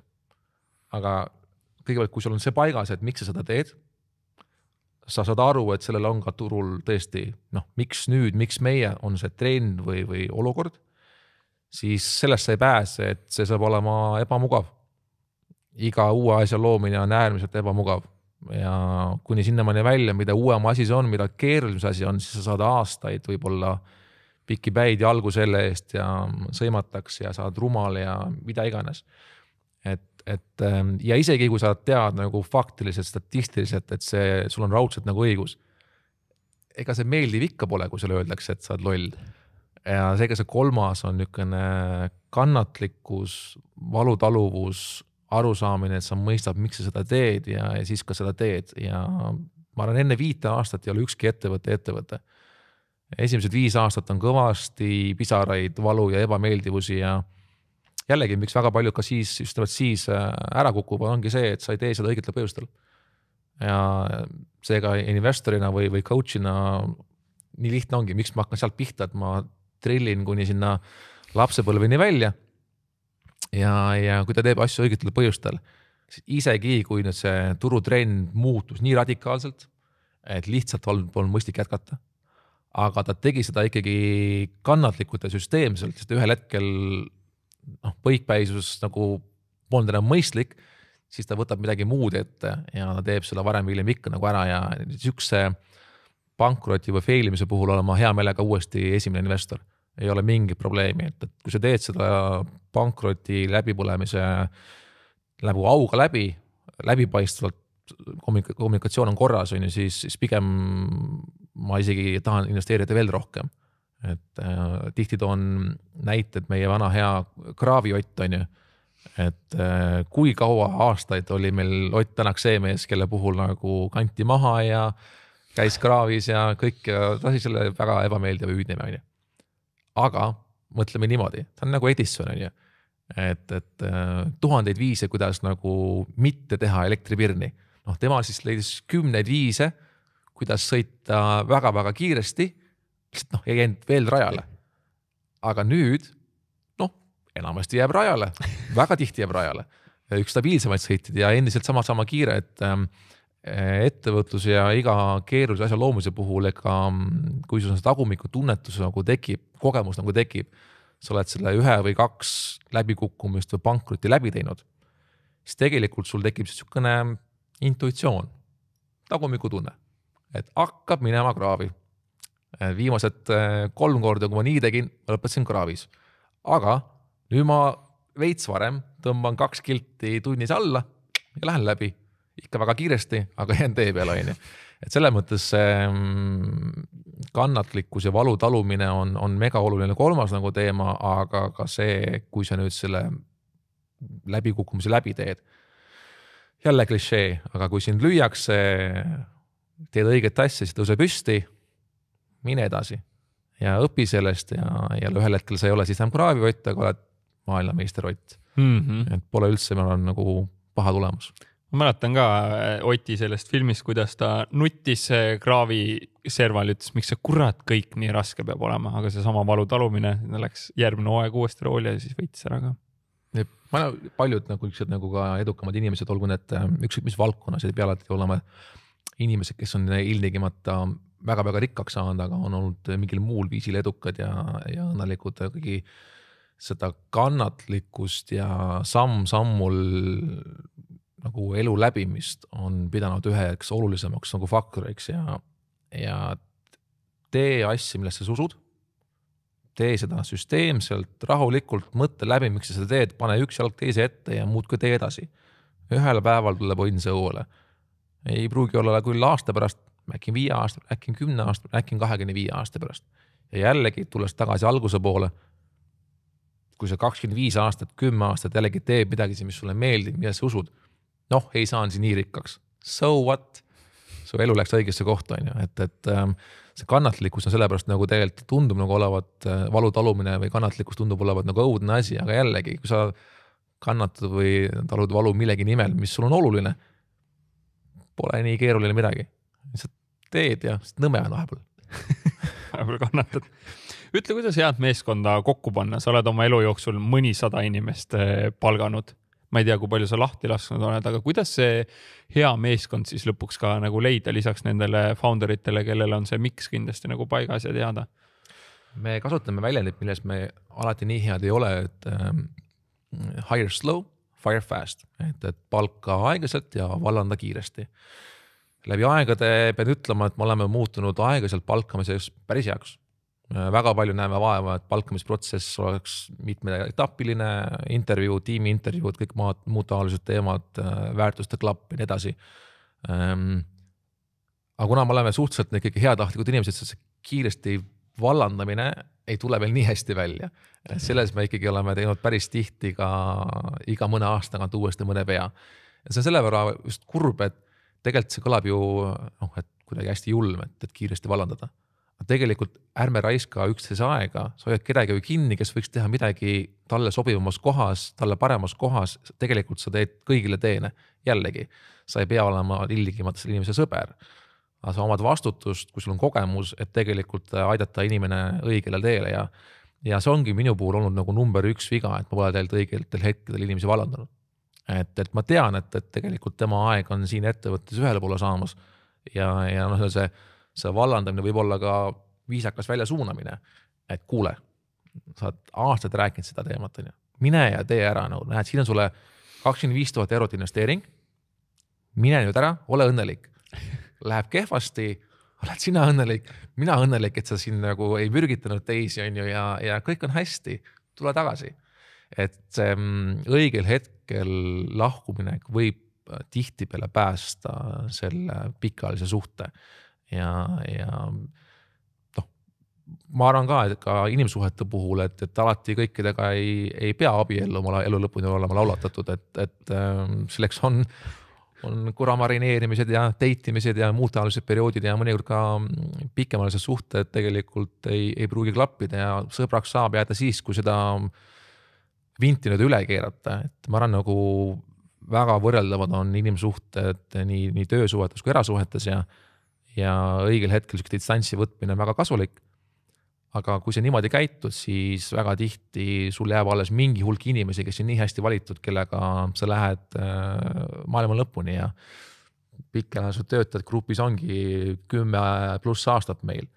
Ja selle õppetunni, ma kindlasti õpin seda õppetundi veel, et ma olen loomult nagu liiga hea inimene võib-olla mingite asjade koha pealt aga tegelikult ma pean aru saama, et see on kõigile kasulik. Aga need trikid positiivse külje pealt, kuidas palgata, on väga lihtsad. Palka inimesi, kes sulle meeldivad. Kõik. Kogu trikk. Et oskused ja õppimisvõime peavad olema olemas. Jah, ta peab olema inimene, kes on õppimisvõimeline, kui sa oled kiiresti muutuvas valdkonnas ja ta peab olema inimene, kes tahab seda asja teha loomulikult, aga kui ta sulle kandideerib, ta teeb kodutöö ära, oskused on olemas ja on see õppimisvõime siivis tuleb välja, siis tegelikult ta keskendub väärtustele. Meil on enamasti juba esimene filtreeriv intervjuu kultuurijuhiga on selline, kus on 15-20 minti võib-olla intervjuu, kus tehakse esimene filter, brief, et kas klapib, kui tundub, et okei, on väga tihti järgmine samm päris põhjalik kodutöö. Meie kodutööd ei ole lihtsad ja me eeldame, et kui inimene selle ette võtab, et selle investeeringu teeb, siis ta ka tõesti peab tahta meile tulla. Et kui kellelegi ei meeldi, et ma pean 3 tundi, 4 tundi võtma selleks, et mingit asja teha, mõnikord ka päev võtma, siis selge. Siis tore, aga ja see on nagu päris hea indikaator, et kas inimene võtab asja südamega ja kui ta kodutöö ära teeb, ega me anname kõigile, kes kodutööd ka teevad, tagasisidet. Et kui sa ka meile ei pääse ja tase pole piisav, siis see ei lähe raisku. Kui sina oled piisavalt hoolikas ja tubli, et sa teed seda kodutööd, siis meie enda poolt teeme selle investeeringu, et me anname ka mõiste sulle, et okei, need kohad, need soovitused, eriti arendajate puhul on meil väga lihtne öeldagi, et su tase hetkel on siin, näed meie enda Code Club, see on tasuta, mine aasta pärast tule uuesti, saad meie mentoritega, meie enda töötajatega seal suhelda, rääkidagi, mida veel juurde teha, proovi uuesti. Ja niimoodi väga mitu inimest meil jõudnud nagu ringiga aasta 2 pärast nagu tagasi. ja kui see kodutöö on põhjalikult tehtud ja kõik on nagu hästi, feedback läheb hästi ja otsene juht on rääkinud, siis on meeskonna intervjuu. Et on inimesed, kes siis kogu meeskond, 4-5 inimest, kes tegelikult seda keemiat testivad. Ja kui ka see on korras, siis läheb pakkumine teele. Kui pakkumine läheb teele tema otsese juhi poolt, siis ta peab aktsepteerima pakkumise, kõik intervjuud on toimunud, aga minuga intervjuu on veel tegemata. See on veel viimane intervjuu, kus ma kõikide inimestega grupis veel viimast korda räägin, kus tegelikult ma räägin kõigest muust kui kodutööst ja CV-st ja tööst. Et tegelikult ma väga palju näen vaeva ja las see jääb minu salaretseptiks. Ma just hakkasin juba küsima, aga las see jääda sulle, absoluutselt. Aga et kuidas teilt inimesest aru saada, ega see pole ju ka lõpuni väga keeruline asi, mida välja uurida, aga ma arvan enamus inimesi, kes on meile kandideerinud või kes meil on töötanud, nagu teavad, et see minuga intervjuu on eelkõige lihtsalt 2 inimest püüavad sõbraks saada ja rääkida ka asjadest, mis tegelikult elus on olulised. Ongi perekond, sõbrad, lapsepõlv, ema, isa, huvid, hobid. Tegelikult on niisugune 1,5 tundi esimene date. Lihtsalt veini enamasti ei ole. Enamasti. Kõlab hästi. Ütle, sa samas ütlesid, et sa õpid seda mitu korda kindlasti seda õppetundi, et millal inimene lasta. Kuidas sa tead, et see on nüüd õige hetk, et nüüd tal tuleb lasta minna? Meie grupis kontrollime töötajate rahulolu indeksit siis mitte kord aastas, vaid meil on iga kuu on siis töötajate rahulolu indeksi mõõtmine. Niisugune asi nagu NPS on, Net Promoter Score, töötajate soovitusindeks ja meil on mitu erinevat süsteemi veel, aga tegelikult me mõõdame niisugust nagu tiimikultuuri tervist hästi igapäevaselt. Meil on iganädalased retrospektiivkohtumised igal tiimil, kus siis tiimi sees lahendatakse teemasid ja probleeme, kus tulevad mured välja, ka eraelulised mured, kellelgi on kaotatud lähedane või midagi on juhtunud. Et tegelikult me oleme ehitanud ettevõtte juurtasemeni välja nagu tiimi toetussüsteemid, et toimuvad nagu tiimi probleemide lahendamised. Meil on igakuiselt kuni maksimaalselt 3 kuu tagant on otsese juhiga one-on-one meetingud, et vaadatakse selle perioodi tõusud, mõõnad, väljakutsed, eesmärgid nagu üle ja tegelikult pigem ongi kord kuus, 1,5 kuud, 2 vahemikus. Kui on soov, siis otsene juht ja one-on-one partner saavad ka valida grupis 6 kuni 12 kuuks ükskõik kellega siis selle otsese juhi asemel teha one-on-one. Et kui ongi mingitel põhjustel otsese juhiga praegu hetkel sul ei ole neid arendustegevusi, mida rääkida, pole neid õppimisteemasid või keegi grupis on selleks parem, siis ongi okei. Otsene juht jääb küll kurssi, aga tegelikult vahetad selle partneri mingis perioodiks nagu ära. Ja kui keemi on parem, väga hea.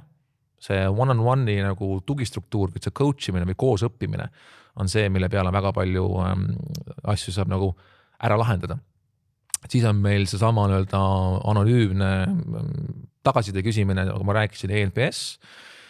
Ja siis on meil ettevõtte ülene siis igakuine tegevjuhi grillimine. Siis on niisugune üritus nagu grill and chill ja see grill on siis konkreetselt siis minu grillimine, kus siis on võimalik esitada mulle anonüümselt ükskõik mis küsimusi. Ja ma ei näe neid küsimusi enne, kui minu siis kultuurijuht mulle need paneb paberi peale niimoodi võib-olla mõnikord 15 minti enne üritust, mõnikord 0,5 tunni, mõnikord näed, hakka vastama. Ja ta paneb need tähtsuse järjekorda, nii et tõesti kui on mõnikord seal 20 küsimust või midagi taolist, et siis tähtsamad sisulised ettepoole ja on piiratud aeg, enamasti 30 minti, mõnikord 45 minti, kus ma hakkan otsast minema ja vastan kõikidele küsimustele, et siis tegelikult nagu need mured tulevad välja kas tiimisisestel retodel, kas one-on-one'idel, kas sellel anonüümsel ENPS-i küsitlusel või kui mitte, keegi tunneb, et tal on isiklikult vaja nagu midagi välja öelda, siis saab kõikide ees öelda välja niimoodi, et see küsimus on kas siis koha pealt või on varasemalt pannud seda kirja anonüümselt ja mina pean selle ette lugema, nii et see pahameel saab olema kõigil teada. Legendaarne küsimus üks aasta oli see, et täpselt sõnastust ei mäletada inglise keeles, aga et peale viimase sündmusi, kas sa ikka arvad, et sa peaksid tegevjuht olema wow. Ja siis sa loed selle küsimuse ette, hakkad otsast minema, et jah, et aga tegelikult seda ma kindlasti ei soovita kõikidele asutajatele ja ei soovita ka sellisel viisil seda ma ei tea, oma mingit juhi kvaliteeti nagu testida, et see ei tohiks olla mingisugune julgustükk, on ju, et sa lähed sinna kuidagi pead tõestama, et nende asjade puhul sa pead siiralt nagu üritama olla nagu inimene, et see empaatiavõime tekitamine käsu peal on keeruline ja ka endale mõnikord on sul mõtted igal pool mujal, on ju, see võib ikka väga viltu minna, et ma tundun liiga kauge või ma vastasin liiga kiiresti. Aga kui sa seda teed tõesti nagu asja pärast, et sa tahad aru saada, et miks on kellelgi nagu mure, siis tegelikult sa suudad ettevõtte kultuuri ja sisekliimat väga hästi tajuda. Ja sul ei ole enamasti ühegi inimese mingi mure või väljakutse nagu üllatus. Ja meil on väljend, et hea kultuur ei ole see, et kõik on hästi. Hea kultuur on see, et asjadega tegeletakse. Ja head lahendused ei tähenda, et klõps, palkame kellegi uue ja probleem on lahendatud. Enamasti head lahendused keeruliste probleemidele võtavadki aastaid ja võib-olla jäävadki igavesti probleemiks ja sinu ülesanne on nautida teekonda, et me pidevalt seda probleemi lahendame samm-sammult teeme paremaks ja paremaks, aga see teekond on ise see, mida me nautima peame, kuna lahendus jookseb pidevalt eest ära. Tehnoloogia läheb aina vingemaks ja uued süsteemid tulevad ja lahendad ühe asja ära, on ju, ja vaatad, see on juba aegunud. No selge, hakkame otsast pihta. Niisugune nagu tsirkuses on see 7 talliku mäng, on ju. Et paned ühel talliku käima, teise talliku käima, kui jõud lõppu välja, siis vaatad, et op, esimene tallik hakkab ära kukkuma, on ju. Et minust on nagu ettevõtte sisekliima ja kultuuri arendamisel, väärtuste arendamisel ka natuke niimoodi, et perfektsust ei ole olemas, kuna ei ole perfektset inimest. Ja oluline on see, et probleemidega tegeletakse, suheldakse, et alus, põhimõte, kõikide mantrate, kõikide väärtuste, kõikide sloganite all, mis meil nagu on communication, communication, communication. 3 C-d, kõik. Tuleme korra nende one-on-one'ide juurde. Kuidas see asi välja näeb? Mis sa soovitad nende läbiviimisel kindlasti jälgida, et kuidas need päriselt siis sellise hea tööriistana tööle saada? 70-30, ehk siis enamus aega peaks mitte küsija rääkima, vaid küsija küsib 23% küsimusi ja ülejäänud aeg lasta rääkida. Aga alati tuleb luua see vestlusesse mineku aeg ja vestlusest väljatuleku aeg. Et see nende one-on-one'ide alustamine ja lõpetamine on väga-väga oluline, et sa ei kiirusta sellesse teemasse minekuga ja võtad selle aja, et kõne 2 inimese vaheline jutt, et kuidas läheb ja mis teemad meeldivad hetkel ja mis eile jalkas juhtus või mis iganes on ja kuidas lapsel läheb ja sealt vaikselt nagu liigud nagu edasi. Samuti väljumine, et ei unusta järgmist kokkusaamist kokku leppida, millal sobib, et see oleks paigas täpselt, et see ei jää õhku kuidagi pidi ja on selge kokkulepe ka, mis on siis see 1 või 2 asja, mis siis nagu järgmiseks korraks peab olema tehtud, et see on kirjas, paigas, et aeg ja kindel 1-2 asja, mis peab juhtuma. Nüüd seal vahepealne on tegelikult oma olemuselt nagu lihtne. Ma soovitan läbi rääkida tõusud, mõõnad, eesmärgid ja tagasiside üksteisele. Enne kui seda meie praegust süsteemi me kasutasime, kus on need samad alampeatüki kirjas, me tegime seda Excelis, enda väikses ükse põlve nuki peal lahendustega, kuna jube palju on keerulisi mingisugused tarkvarasid, mis one-on-one juhivad ja on jube palju mingid numbrite kokkusättimisi ja MBO-d ja KPI-d ja kõik värgid on. Need kõik on ka vajalikud, aga need peaks olema taustal abistavad asjad. Meil on ka MBO-de süsteem, konkreetne aasta eesmärgid, KPI-d, mis lähtuvad ema ettevõttest, tütarettevõtte kuni iga töötajani välja. Ka one-on-one'il on olema abistavaks meetodiks. Siis kui eesmärkide vaatamise sektsioon, siis seal tegelikult see vaatad, kas oleme joone peal. Aga tegelikult tõusude mõõnada läbi rääkimine, lasta rääkida, kuulata ja siis sealt tulenevalt eesmärkide peatüki alla sättidagi iga kord, kas varasemad eesmärk ümber või tegelikult siis vajadusel ka asju ära killida, see pole enam relevantne ja tegelikult võtta uus eesmärk. Ja kõige lõpus tagasiside selle inimese poolt endale, kõigepealt tema ise ütleb, kuidas mul läks, siis tema tagasiside sulle, et kuidas siis läks ja siis alles on ju sinu tagasiside talle. Ja seal olla ka aus ja läbipaistev ja nii ta läheb. Neid küsimusi, mida nagu küsida on meil töötajatel, kes läbi viivad teil kokku umbes 20 ja aga nad kõik lähevad nende kategooriat alla. Ja iga ettevõte saab neid küsimusi endale teha täpsemaks, detailsemaks ja mul on selline 15 aasta kogemuse peale välja kujunenud umbes 20 küsimus, mida siis on mõistlik silmas hoida ja seal on täpsustavad küsimusi, kui on highs või lows on ju sündmuste kohta, inimeste kohta, aitavad tegevused, toetavad tegevused, kultuurilised tegevused, et see ei olegi niivõrd oluline, aga neid küsimusi ma olen iga ettevõtja ja ettevõte peaks ise vaikselt nagu lihvima, et nad oleksid nagu nende enda küsimused ja nende enda teemad ja mis nendele sobivad, et igale ühele nii avatud kommunikatsioon nagu meil on, ei pruugi sobida ja tuleb aru saada, et sa pead ikkagi vastavalt oma ettevõtte valdkonnale ka oma organisatsiooni kultuuri looma, et auditeerimise või raamatupidamise ettevõtte kultuur ja nendele sobiv kultuur ei saa olla sama, kui on mõnes tehases või on disainibüroos ja see ei tähenda, et nende kultuur, mis on teistsugune, on halvem või parem. Aga sa pead aru saama, et on teistmoodi inimesed, teistsugune töö. Seega nagu ka need küsimused one-on-one'idel peavad sinu kultuuri ja valdkonda natukene peegeldama. Sa oled LinkedInis kirjutanud ja artikleid ka nüüd, et kriis on tulemas. Kuidas sa ise selleks oled valmistunud ja nüüd, kes kuulevad, et midagi on tulemas, kuidas nüüd veel valmistuda ja mis võimalused seal võivad meile avaneda kõigile? Ma siin soovitan ka üks viimane artikkel, vist mainis selle idee ära ka on ju, aga Y Combinatori asutaja, üks Ameerika juhtivaid tehnoloogia kiirendid ja kogu selle tehnoloogia innovatsiooni arvamusliidreid on see inkubaator või see asutus. Et nemad tal 2015 kandis andsid välja siukse webinaride ja artiklite väikse nagu seeria, kus nad rääkisid ingliskeelsest väljendist default alive või default dead. Et kas sa oled nagu olemuselt elus või olemuselt surnud. Ega eesti keelde ongi raske nagu selle tõlkida, kuid sisu on väga lihtne, et kui sa vaatad praegu hetkel oma ettevõtte seisu ja sa eeldad, et nagu kõik läheb halvasti, sa ei kaasa mitte sentiga kapitali, ühtegi klienti ei tule juurde, ütleme päris halb stsenaarium, et optimism täiesti välja, et kas sa jääd ellu? Ja kui sa jääd ellu, see ei tähenda, et sa ilmtingimata pead eeldama, et mul on klientide juurdulek 0.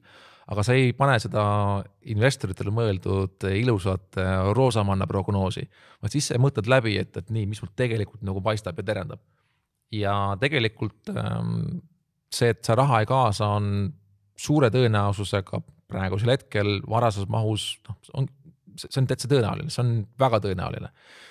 Seega, raha ei kaasa, väga mõõdukas kasv, mis mul seis on.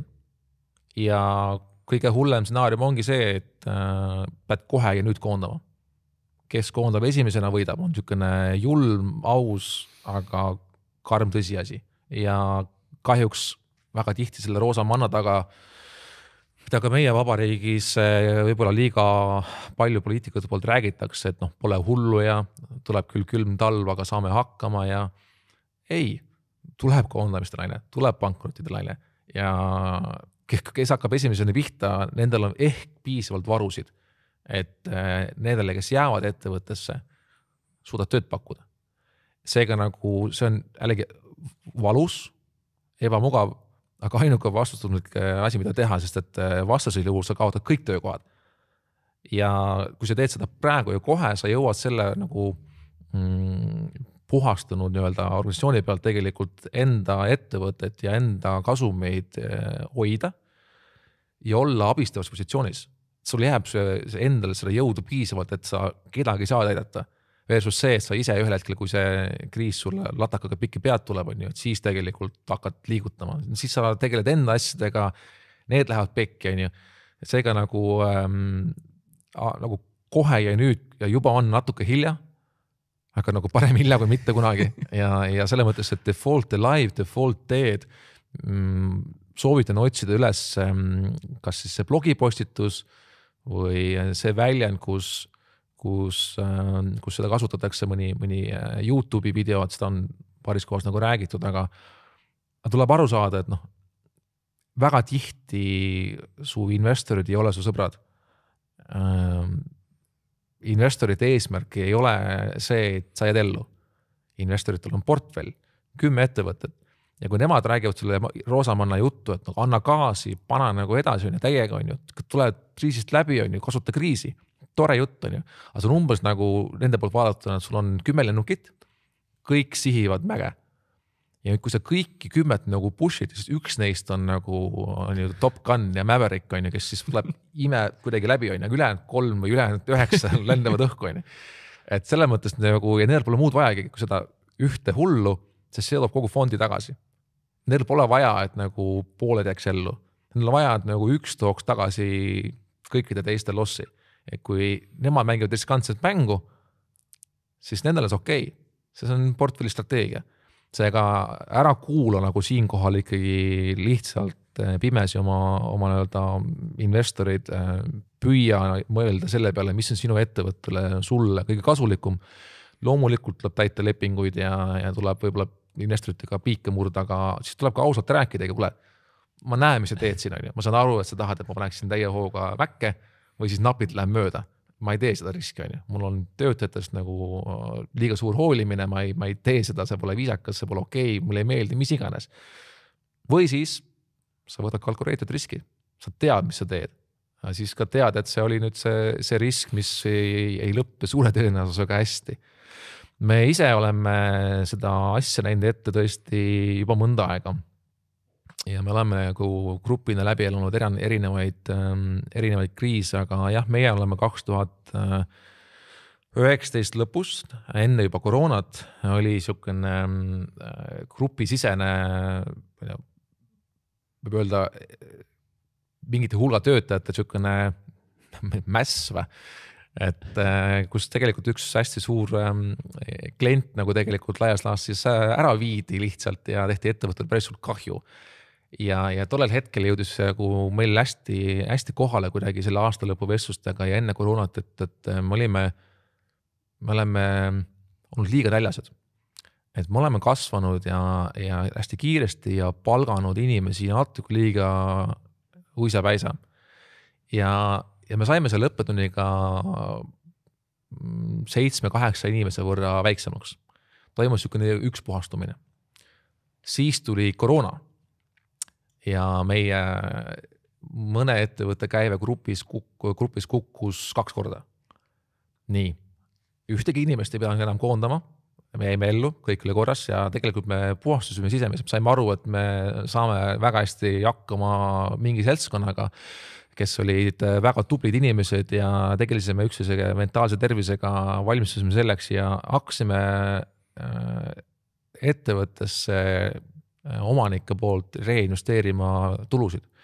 Meie grupp pole võtnud kunagi dividende välja, aga meie enda muudest varasematest tuludest oleme ka viimase 2 aasta jooksul teinud veel osakapitali ka veel sissemaksed. 2 aasta jooksul mõõdukalt, et kuigi oli väga-väga raske, siis tuli koroona oli veel raskem, siis selle asemel, et nagu kuidagi varuks võtta või välja võtta, siis ei, me panime veel juurde ettevõttesse niimoodi, et see grupp kannataks nagu uusi lööke ja kaasasime kapitali siis, kui see oli võimalik juba eelmisel aastal ja ka tütarettevõtetesse. Kõik tütarettevõtted olid kapitaliseeritud, kõik fondid said juurde tõstetud ja kõik meie fondi liige 20 investeeringud siis aasta alguses saati on kõigile räägitud, et nii, olete te Default Alive, Default Dead, kulustruktuur, kus ta break-even on, ja kõigile on olnud ka võimekus fondide alt juurde investeerida. Kui nad ka jäid nende muudatustega natuke viimase hetke peale, siis me läheme ikkagi investorina follow-up investeeringuga oleme läinud kaasa või siis mõne puhul me omame seda varu et neil läheb seda arvatavasti vaja. Isegi kui nad ise arvavad, et seda ei pruugi olla vaja, on ju. Aga ikkagi 99% ettevõtetest, kellega me kokku puutumisgrupis nagu on, et on asjast nagu väga hästi aru saanud ja võib-olla 1-2 on need, kelle puhul see arusaamine saab olema valusam, aga praeguse seisuga on meil hea meel öelda, et kogu grupp ja meie ettevõtted nii-öelda on kriisiks valmis. Mitte, et see meile meeldib, saab olema kellelegi ei meeldi, aga loodame, et meil läheb hästi, kuna tegime endast parima. Seda on rõõm kuulda, kuidas sa jälle oled strateegiliselt näinud väga pikalt seda lahingu välja ette.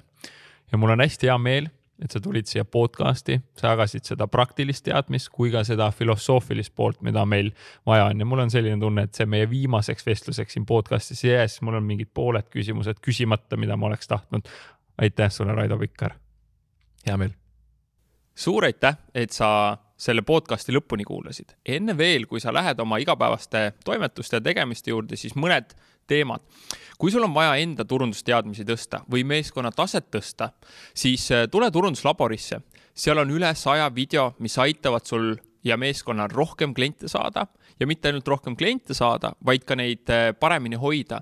Seal on lisaks minu videotele üle 20 teise eksperdi video ja soodsa kuutasu eest saad kogu sellele materjalile kohe ligi. Lisaks on seal koos tegemise päevad, küsimused, vastused, kõned ja foorum, mis aitavad sind edasi, kui sul on mingid küsimused, tõrked või takistused. Nii et tule kindlasti turunduslaborisse. Teine asi on see, et kui sul on vaja korralikult töötavat veebilehte, mis oleks kui müügimees ja aitaks sul paremini eksporti teha või siis siin koduturul paremini müüki teha, siis tule uuri lavi.ee. See on meie digiagentuur ja sealt sa leiad ka siis erinevaid sisekoolitusi, konsultatsioone, mida me teeme, strateegiaid, mida me kokku paneme. Nii et kui sul on abi vaja, siis tule uuri ja võib-olla me saame sind aidata. Ja kolmandaks, kui sul on vaja kvaliteetset podcasti teha, veebiseminari läbi viia või enda lehele tõesti hästi tehtud videoid salvestada, siis uuri Marathon Studiose kodulehelt, kuidas nemad saavad sind aidata. marathonstudios.ee ja samamoodi on nemad kogu turunduslabori loomise taga, kogu selle sama podcasti on nad aidanud mul luua ja koos me tegime ka Eesti kõige suuremad online turundusüritused, 12 tundi turundust ja 12 tundi turundust e-kaubandus. Nii et uuri kindlasti ka nende veebilehte ja ma usun, et nad saavad sind samamoodi aidata, nagu nad on aidanud mind.